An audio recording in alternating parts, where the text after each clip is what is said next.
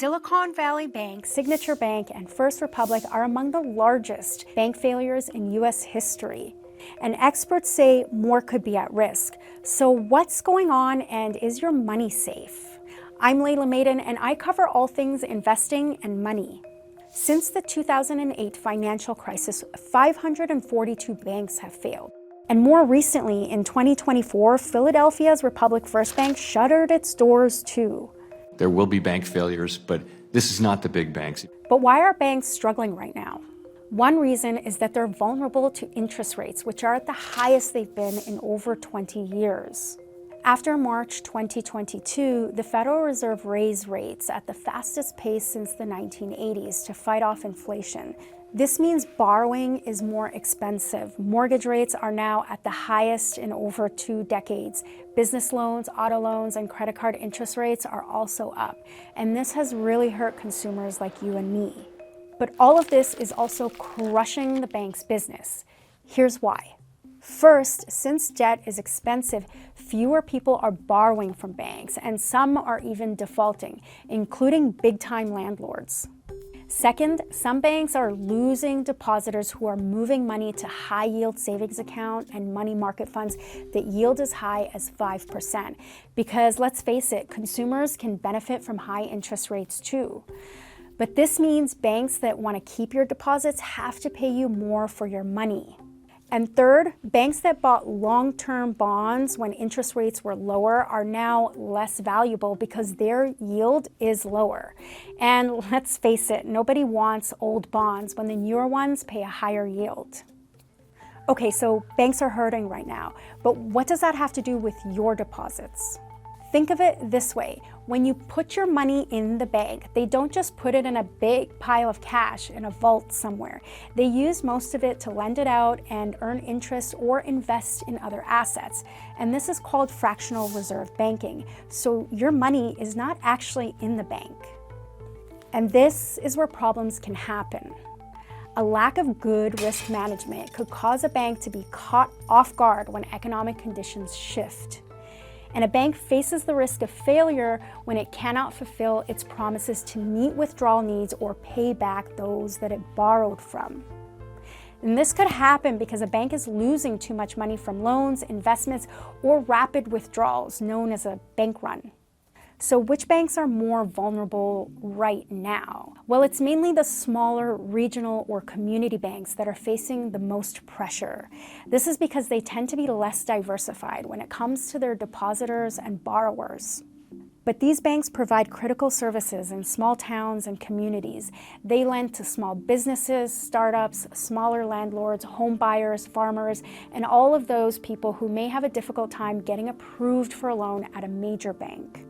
And when these smaller banks fail, they could be bought by bigger banks. So one example is JP Chase, which acquired a majority of the assets of First Republic in 2023.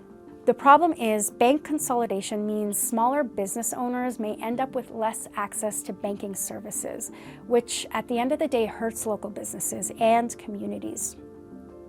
But if you don't use any of these small banks, why should you still care? Well, because it can impact the greater economy. Here's how.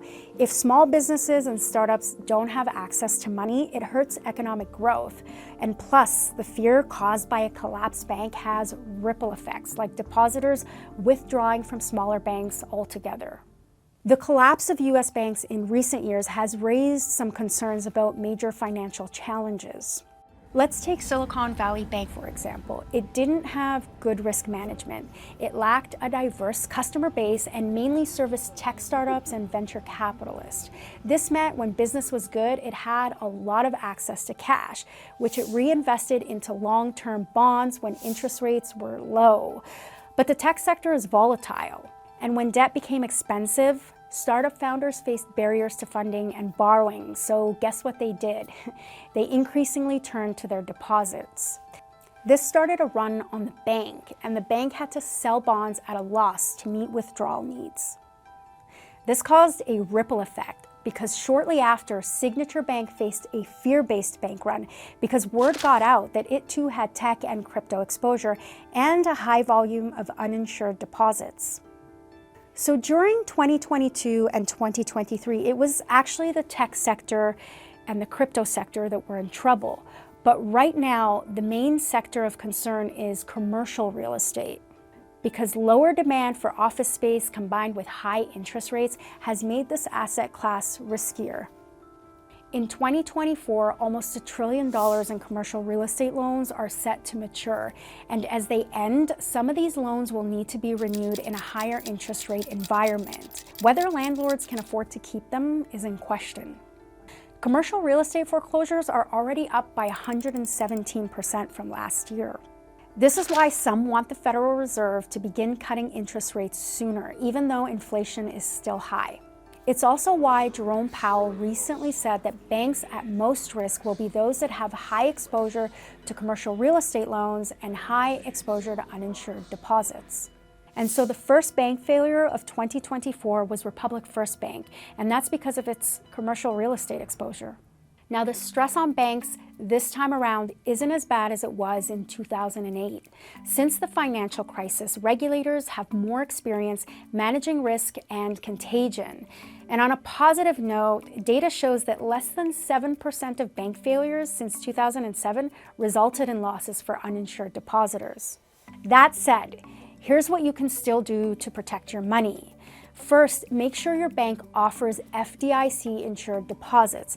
That's the U.S. agency that insures up to $250,000 in your account in the event your bank does fail. But if you have more than that, consider splitting the accounts into a checking and a savings account, or under different ownership categories, such as a business account. You can also move it to a different bank to keep deposits under the insured limit. Overall, predicting if a bank is going to fail is difficult, but remaining informed and asking questions to your bank is one way to keep our banking system safe.